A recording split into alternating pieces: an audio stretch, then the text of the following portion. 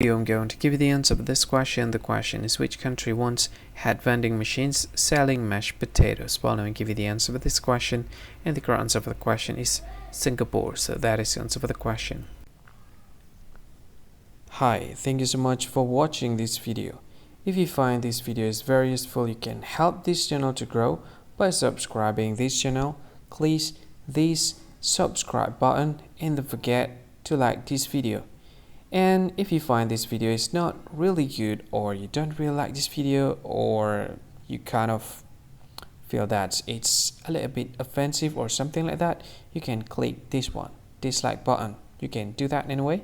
And if you want to share this video with your friend, you can share it by clicking this share button, and you can share it to any social media that you wish that is currently available at this time, like Facebook, Twitter, LinkedIn, and many others, right?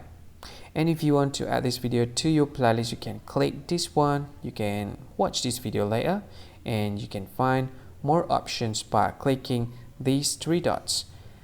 And yeah, don't forget to subscribe. I think that's all of it. Thank you so much for watching this video, and see you again in another video. Bye bye. See you again.